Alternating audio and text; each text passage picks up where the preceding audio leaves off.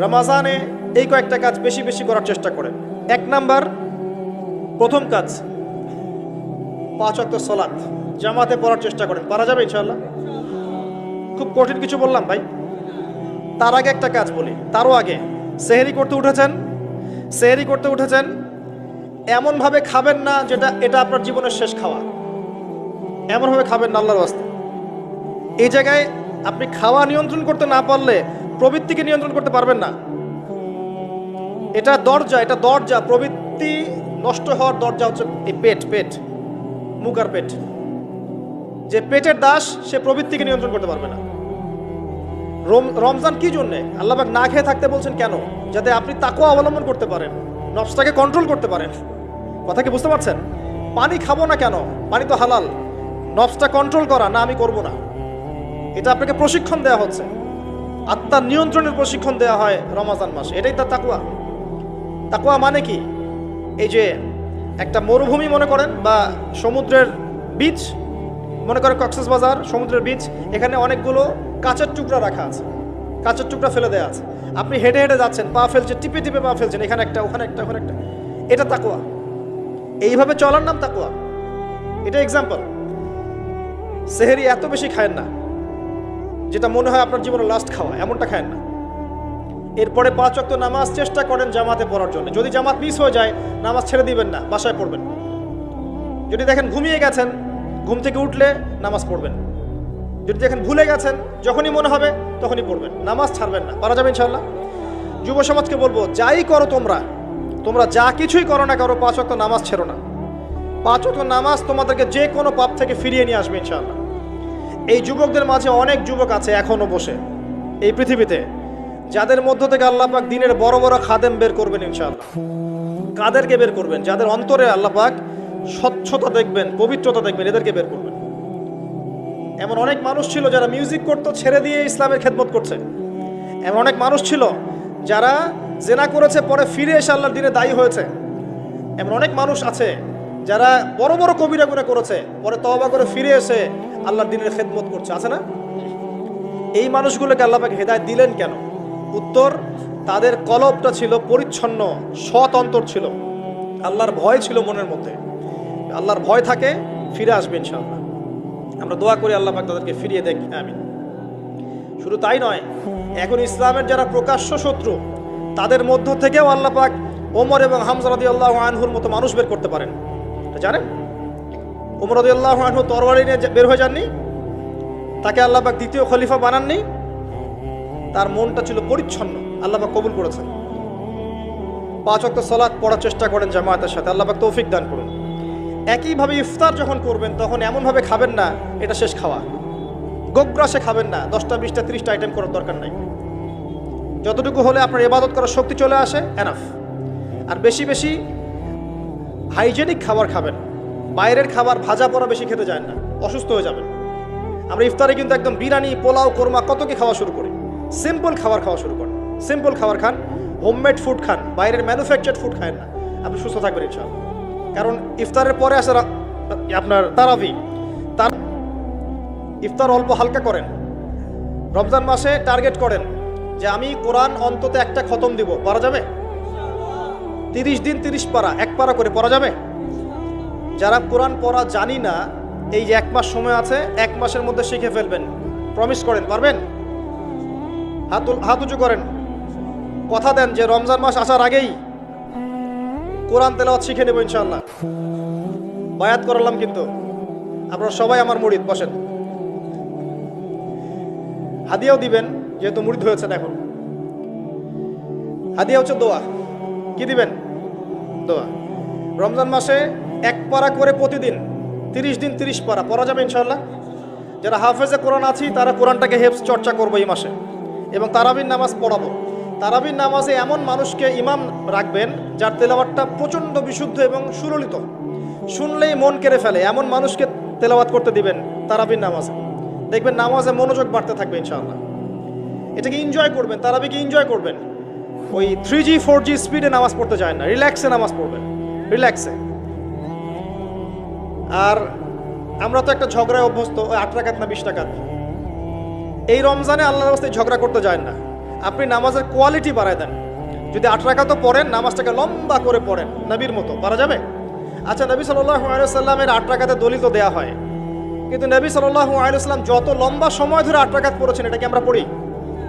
তাহলে আমরা সময়টা কেন নিলাম না?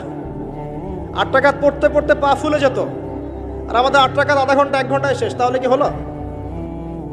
তো এই যে বিষয়গুলো, এগুলোতে যায়েন না, ইখতিলাফগুলোতে যায়েন না।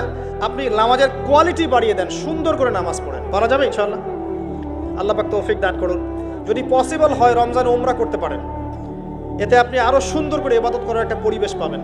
সবার পক্ষে হয়তো পসিবল হবে না, যাদের পক্ষে হবে আপনারা করার চেষ্টা করতে পারেন। আল্লাহ তৌফিক দান করুন। রমজান একটা কাজ করবেন, বেশি থেকে বেশি মানুষকে ইফতার খাওয়াবেন, পারা যাবে? প্রত্যেক দিন ইফতার মাহফিল করবেন, মসজিদে ইফতার দিবেন এবং রোজাদারদেরকে ইফতার করাবেন। সওয়াব হচ্ছে প্রত্যেকের নেকি আপনি পেয়ে যাবেন ইনশাআল্লাহ। মনে করেন আপনি 10 জন রোজাদারকে ইফতার করিয়েছেন, এই 10 জনের রোজার নেকি আপনি একা পেয়েছেন। এই 10 জনের রোজার নেকি আপনি একা পেয়েছেন, ফ্রি, আপনার নেকি তো আছেই। অতএব যারা সামাজিক সংগঠন আছে বা সমাজের দায়িত্বশীল আছে, তারা যদি এগিয়ে আসে, প্রত্যেক দিন বহু মানুষকে ইফতার করানো সম্ভব না? আবার দেখবেন ঈদের রাতে, যেটাকে আমরা চাঁদ রাত বলি না, কি বলি আপনারা, কি বলেন? ওই আর কি, তো চাঁদ রাত, ওই রাতে দেখবেন অনেক অসহায় দরিদ্র মিসকিন থাকে, যাদের সেমাই খাওয়ার টাকা নাই, আছে না? ওই রাতে আপনার সাদাকাতুল ফিতরগুলো দিয়ে দিবেন, সুন্দর করে বন্টন করবেন, ওই দরিদ্র মানুষের কাছে পৌঁছে দেবেন বাড়িতে বাড়িতে, পারা যাবে ইনশাআল্লাহ। এগুলোতে আপনি এনজয় করবেন রমজানকে। আত্মকেন্দ্রিকভাবে থাকলে এনজয় করতে পারবেন না। আরেকটা কথা আছে, রমজান মাসে যাকাত দিয়ে দিবেন, যার যার যাকাত যেটা আছে। যাকাত দিবেন না, জাহান্নাম অবধারিত। যে সালাত পরে যাকাত দেয় না কাফের, সালাত পরে কিন্তু যাকাত দেয় না, এটা কুফরি। আবু বকর সিদ্দিক রাদিয়াল্লাহু তাআলা আনহু যাকাত অস্বীকারীদের এগেইনস্টে যুদ্ধ করেছিলেন। যাকাতটা কিন্তু নফল কিছু নয়, ফরজ। নিসাব পরিমাণ সম্পদ হয়েছে, যাকাত দিতেই হবে। আর আমি অনেকদিন বলেছি, ইসলামিক ইকোনমিক্সের বেইজই হচ্ছে যাকাত। ইসলামিক ইকোনমিক্সের ভিত্তি হচ্ছে যাকাত এবং ব্যবসা। ধনীর সম্পদে গরিবের হক। বাংলাদেশে এমনও মানুষ আছে যার একজনের যাকাত দিয়ে 100 পরিবার চলা সম্ভব। এমনও মানুষ আছে, যদি সমস্ত যাকাতগুলোকে সুন্দরভাবে কালেক্ট করা যেত এবং উপরের লেভেল থেকে ডিস্ট্রিবিউট করা যেত, দেখতেন বড় বড় মেগা প্রজেক্ট করতে পারতাম আমরা। কে বোঝাবে কাকে? কে বোঝাবে কাকে? কথা বললেই তো সমস্যা। যাকাত গরিবের হক। ধনীদের সম্পদ থেকে যাকাত নিয়ে আপনি একটা পাহাড় করতে পারতেন সম্পদের। এগুলোকে সুন্দর করে ডিস্ট্রিবিউট করতে পারলে, যেখানে কোনো দুর্নীতি নাই, দেখেন বড় বড় মেগা প্রজেক্ট হচ্ছে। আমরা তো ব্যক্তিগতভাবেই যাকাত দেই না, অনেকেই দেই না, নামাজ পড়ি যাকাত দেই না। নিসাব কি তাই বুঝি না। যাকাত কিন্তু ফসলেরও আছে, ফসলের ওষুধ আছে না, চাষিরা ওষুধ দেয় না। রমজান মাসে সাদাকাতুল ফিতর আছে, এটাও দেয় না অনেকে। এগুলো ঠিক না। যাকাত বাধ্যতামূলক। যাকাত দিলে সমাজে একটা সাম্য তৈরি হবে, গরিব না খেয়ে মরবে না। যাকাত কেন্দ্রিক ইকোনমিক্স ছিল বলেই সাহাবায়ে কেরাম রাদিয়াল্লাহু আনহুমের যুগে একজন মানুষ খুঁজে পাওয়া যেত না যাকে সাহায্য করা লাগবে, সবাই স্বাবলম্বী হয়ে যেত, আলহামদুলিল্লাহ। অতএব রমজান মাসে যাকাত দিয়ে দেন আল্লাহর ওয়াস্তে, অন্যথায় কি হবে এটা বলে দিই। সূরা তাওবা আল্লাহ পাক বলেছেন, এই সম্পদগুলোকে আল্লাহ পাক একত্রিত করবেন, করে আগুনে জাল দিবেন, জাল দিয়ে সোনা রূপা বানাবেন, গলিত উত্তপ্ত সোনা রূপা বানিয়ে আল্লাহ পাক পিঠে, গালে, কপালে লেপটে দিবেন যারা যাকাত দেয় নাই তাদের জন্য। আমরা আশা করি এই শাস্তি পেতে চাই না, পেতে চাই? আল্লাহ পাক বোঝার তৌফিক দান করুন। রমজানে আর কিছু কাজ করুন, বেশি বেশি আল্লাহর জিকির করেন, দোয়া করেন বেশি থেকে বেশি।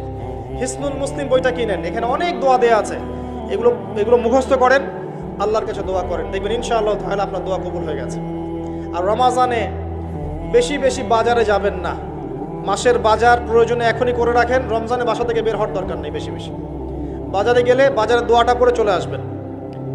নিত্য প্রয়োজনীয় কিছু সবজি টবজি কিনতে হয়, এগুলো কিনবেন, এটা হয়তো কিনতে হয়, কিন্তু মেইন বাজারগুলো কিনে রাখেন আগে থেকেই। আর এই সব এক শ্রেণীর মানুষ যারা আছে রমজানে নিত্য প্রয়োজনীয় দ্রব্যের দাম বাড়িয়ে দেয়, এদের উপর লানত অভিশাপ আল্লাহর। যারা ইচ্ছাকৃতভাবে মার্কেটে পণ্যের দাম বাড়িয়ে দেয় রমজান মাসে এবং রাষ্ট্রকে বিব্রত করে, জনগণকে বিব্রত করে, এদের উপর আল্লাহর অভিশাপ বর্ষিত হবে ইনশাআল্লাহ। এই কালোবাজারি যারা জোচ্চুরি করে, সিন্ডিকেট তৈরি করে, এই মানুষগুলোর উপর নবীর অভিশাপ থাকবে, আল্লাহর অভিশাপ থাকবে, দেখে নিয়েন। এই সময় মানুষকে আরো বেশি বেশি খাওয়াবেন, দাম আরো কমিয়ে দিবেন। উল্টা এই সময় দাম বাড়িয়ে মানুষকে ভোগান্তির মধ্যে ফেলানো হয়। আর মানুষ সামান্য তেলের জন্য, চিনির জন্য, বুটের জন্য দৌড়াচ্ছে ট্রাকের পিছনে। সরকারের পক্ষে সব কাজ একা করা সম্ভব? আমরাই তো সিন্ডিকেট করছি, এখানে তাদের কি দোষ? অতএব ব্যবসায়ীদেরকে সতর্ক করব, ব্যবসা এই মাসে করতে যায় না, পরকালের ব্যবসা করেন, ইহকালের ব্যবসা করতে যায় না। রমজান মাসে পণ্যের দাম ফিক্স করে কমিয়ে দেন, বাজার নিয়ন্ত্রণ হবে। তাহলে না হলে তো আপনারা জনগণকে কষ্ট দিচ্ছেন, গভর্নমেন্টকে কষ্ট দিচ্ছেন, সবাইকে কষ্ট দিচ্ছেন। এই ফল কে ভোগ করবে? এর ফল জনগণকে ভোগ করতে হয়। আল্লাহ পাক এই শ্রেণী মানুষের তাকদিরে হেদায়েত থাকলে হেদায়েত দেখ, না হলে এদের ব্যবসা আল্লাহ পাক বরকত তুলে নেক, আমরা বদদোয়া করে দিই। আরো বিষয় আছে, এগুলো যা কি সমস্যা আপনারা বুঝবেন না। ইসলামিক ইকোনমিক্স যদি পড়াশোনা করেন বুঝবেন, এগুলো এত বড় লেভেলের সমস্যা, যার ফলে হিমশিম খেতে হয় মানুষের জীবনযাত্রার মানকে একটা নিয়ন্ত্রণে নিয়ে আসতে। এই কৃত্রিম সংকট যারা তৈরি করে, এদের প্রতি আল্লাহর অভিশাপ বর্ষিত হবে। এটা মুসলিমরা করছে কেন? মুসলিমদের এমনটা করার শোভা পায় না। হোটেল কেন খোলা রাখছেন? হোটেলের মধ্যে রমজান মাসে পর্দা দিয়ে দিয়েছেন, বেরোজাদার আসবে, খাবে। সুবহানাল্লাহ, কি আশ্চর্য! যেখানে পর্দা করা লাগে সেখানে বেহুত্তার মতো ঘুরে বেড়ায়, যেখানে পর্দা লাগে না সেখানে পর্দা দিয়ে রাখে। সুবহানাল্লাহ। দেখবেন কাপড়ের ব্যবসায়ীদের দোকানে দোকানে এই যে মেয়েদের মূর্তির মধ্যে কাপড়, তাই না? এতে কি ব্যবসায় বরকত হবে? রমজান মাসে সব মূর্তিগুলো ভেঙে ফেলে দেন। ওই মূর্তির এভাবে যদি কাপড় পরিয়ে এরকম দল না রাখা হয়, আপনার ব্যবসায় বরকত হবে না, পণ্য বিক্রি হবে না। উসমান রাদিয়াল্লাহু আনহু ব্যবসা করেন নাই? আব্দুর রহমান বিন আউফ ব্যবসা করেন নাই? শোরুমগুলোতে যাবেন শহরের, দেখবেন মেয়েদের নগ্ন মূর্তি দিয়ে ভর্তি, কাপড় পরিয়ে রেখে দিয়েছে। এতে মেয়েদের সম্মান পাচ্ছে নাকি দেখাচ্ছেন কার বডি সাইজ কেমন? কি চাচ্ছেন এটা দিয়ে?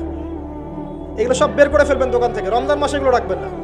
রমজান মাসে যেন কারো গাড়িতে এবং বাড়িতে কোনো জায়গায় গান না বাজে, অশ্লীল কোনো গান যেন না বাজে। কোরআন তেলাওয়াত বাজবে, প্রয়োজনে অ্যারাবিক নাশিদ বাজবে, ইসলামিক নাশিদ বাজবে। এমন কিছু প্লে হবে যেখানে হারাম কিছু নাই, শিরক নাই, বেদাত নাই এবং মিউজিক্যাল ইনস্ট্রুমেন্ট নাই। রমজানে কোরআন তেলাওয়াত বাড়িয়ে দেন, তেলাওয়াত শোনেন। এই কাজগুলো করা খুব জরুরি। একটা কাজের নাম রমজান নয়, রোজা রাখলাম ব্যাস শেষ। আরেকটা কথা বলে শেষ করছি, শুধুমাত্র খাবার ছেড়ে দেয়া আর পানাহার ছেড়ে দেওয়ার নামই রমজানের রোজা নয়। যতক্ষণ পর্যন্ত আমরা রোজা রেখে আল্লাহর হারামকে ছাড়তে না পারছি, রোজা কবুল হবে না। কথা বোঝার চেষ্টা করেন। রোজা রেখেছে, মিথ্যা বলছে, রোজা কবুল হবে না। রোজা রেখেছে, বাপে কম দিচ্ছে, রোজা হবে না। রোজা রেখেছে, পণ্যে ভেজাল দিল, ভালোর সাথে খারাপ মিক্স করলো, রোজা কেটে গেছে। রোজা রেখেছে, আপনার গীবত তহমত করে বেড়াচ্ছে, আড্ডা পিটাচ্ছে, গীবত করছে, রোজা ভেঙে গেছে। রোজা রেখেছে, সুদ খাচ্ছে, সুদি লেনদেন করছে, রোজা ভেঙে গেছে। রোজা রেখেছে, জেনা করছে, রোজা নাই, কেটে গেছে। রোজার মানে এই নয় যে খালি খাবার ছেড়ে দিয়েছি আর পানিও ছেড়ে দিয়েছি, স্ত্রী সহবাস ছেড়ে দিয়েছি, তাই নয়। আল্লাহর সমস্ত নিষেধ বর্জনের নাম হচ্ছে সওম। এটা হচ্ছে সেই সওম যার প্রতিদান হচ্ছে লাআল্লাকুম তাত্তাকুন, যার ফলে তোমরা তাকওয়া অবলম্বন করতে পারো। শেষ একটা হচ্ছে কুতিবা আলাইকুমুস সিয়াম, তোমাদের উপর সিয়ামকে ফরজ করা হয়েছে। কামা কুতিবা আলাল্লাযিনা মিন ক্বাবলিকুম, যেমন করে তোমাদের পূর্ববর্তীদের উপরে ফরজ করা হয়েছিল। লাআল্লাকুম তাত্তাকুন, যাতে করে তোমরা তাকওয়া অবলম্বন করতে পারো। তাকওয়া তার নাম যে আল্লাহর নিষেধগুলো ছাড়তে পারে। এই হলো সওম। আরেকটা আয়াত আছে, শাহরু রমাদানাল্লাযী উনজিলা ফীহিল কুরআন। এই মাসে আল্লাহ পাক কোরআন নাজিল করেছেন, এটাই সেই মাস।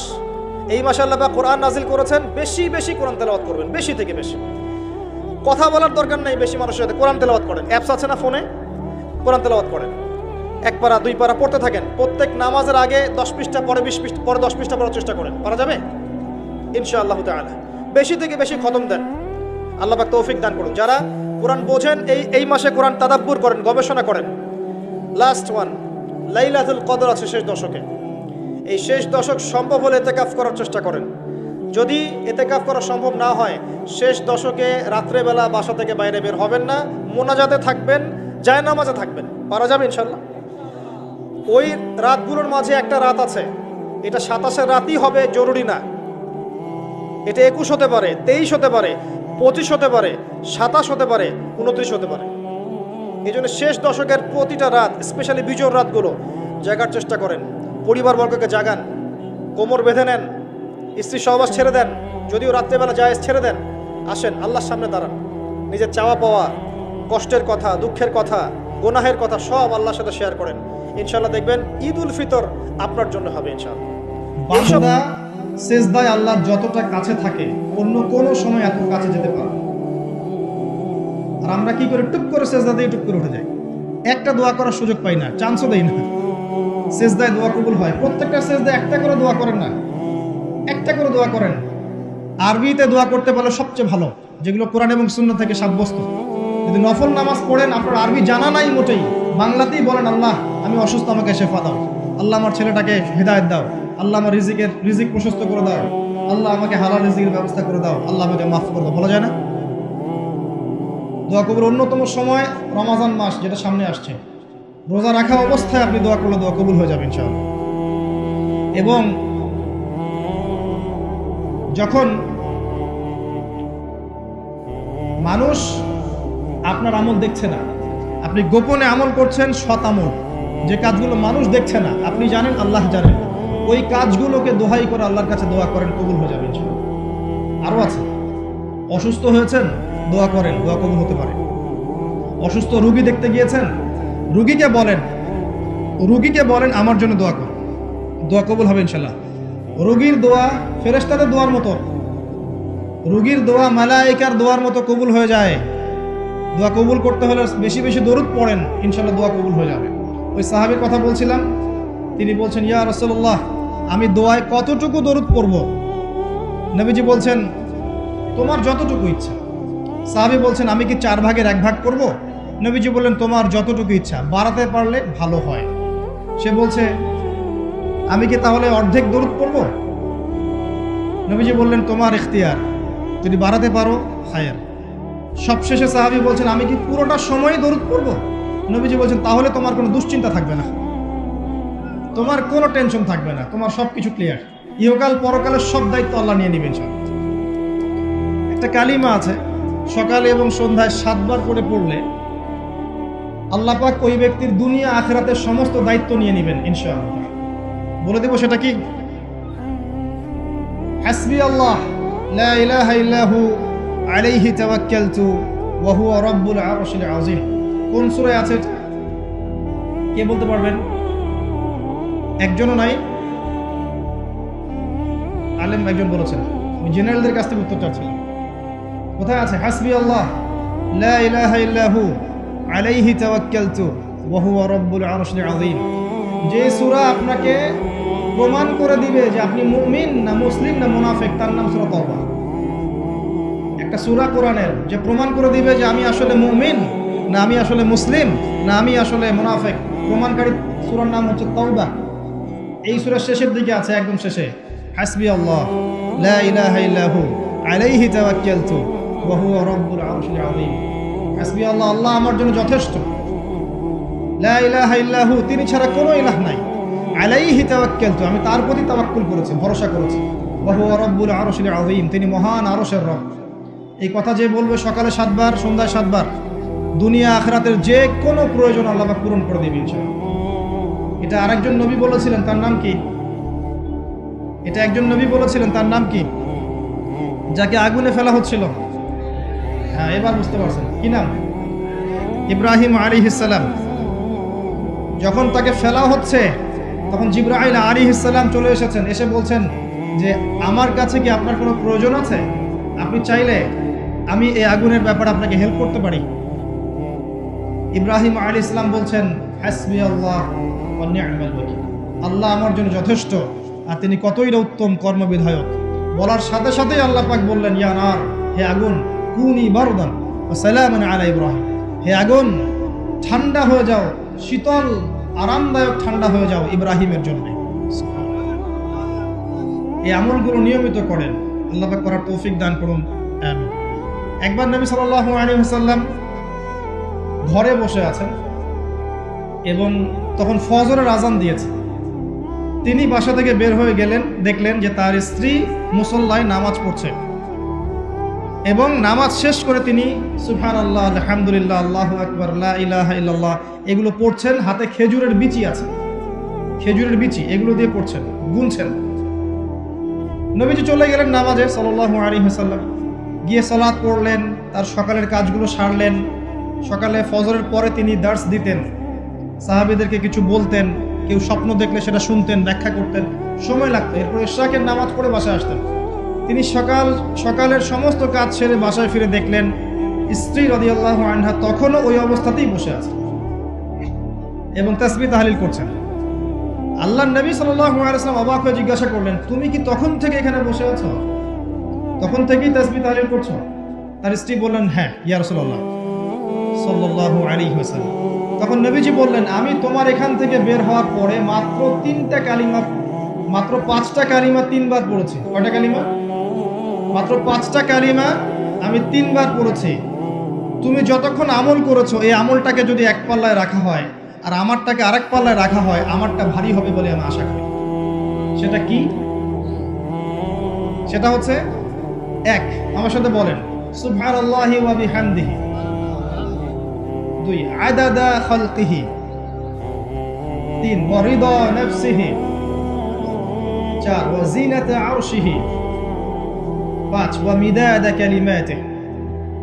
এই 5টা কালিমা 3 বার করে, সুবহানাল্লাহি ওয়া বিহামদিহি, আদাদা খালকিহি, ওয়া রিদা নাফসিহি, ওয়া জিনাতা আরশিহি, ওয়া মিদাদা কালিমাতিহি। পারা যায়? সকালে 3 বার বললে এই দেখেন 3, 4, 5 ঘন্টার ইবাদতের নেকি পাচ্ছেন আপনি।